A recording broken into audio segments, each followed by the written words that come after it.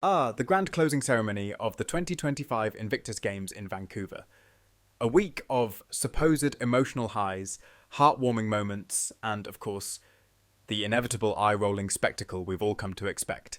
With speeches from none other than Prince Harry and Canadian Prime Minister Justin Trudeau, performances from Jelly Roll, Barenaked Ladies, and The War and Treaty, this event was advertised as the ultimate showstopper.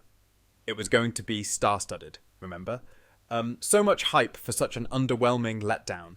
Sure, Prince Harry did his best to hold back tears after the Canadian Prime Minister, who apparently owes him one, showered him with praise, but we couldn't help but notice the distinct absence of, well, actual enthusiasm.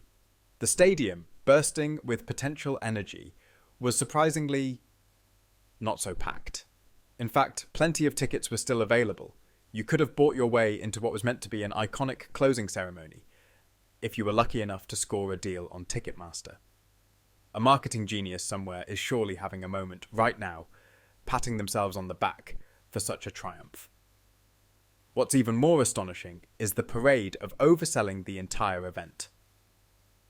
Star-studded sounds great in theory, but when reality hits and the seats remain largely vacant, it's clear something went wrong. But, of course, that doesn't stop the folks behind the Invictus Foundation from pouring truckloads of money into the ceremony. Money that could have gone into actual veteran services. But who needs to focus on insurance for veterans when you can hire a Grammy-nominated artist to perform for a half-full arena? It's almost as if the Invictus Games were never truly about the veterans. The Foundation certainly doesn't seem to care about them. Money, it seems, was better spent on bringing in A-listers for the show, none of whom were able to make the event pop in the way it was promised. The ceremony's main takeaway? Tickets were practically begging for buyers, while the event was overshadowed by a mountain of social media content from Meghan Markle's Instagram. Speaking of social media, let's not ignore the real spectacle here, Markle's PR machine running full throttle.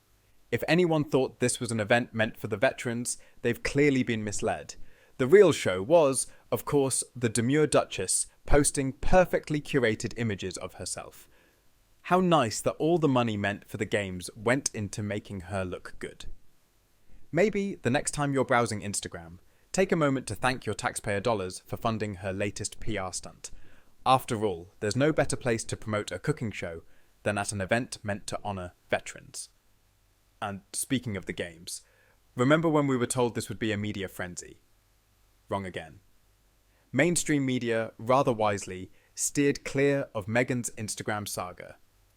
How could they cover an event when access was restricted, keeping journalists locked out like a bad idea in the making? In true Markle fashion, the whole event was carefully staged for the Instagram set and the gossip rags. Real coverage of the athletes? Out the window. So, as we witness the complete train wreck of Invictus, let's take a moment to reflect on the empty seats scattered throughout the arena. A visual metaphor for the plummeting respect and interest in what was once a noble cause. At this point, it's all but obvious.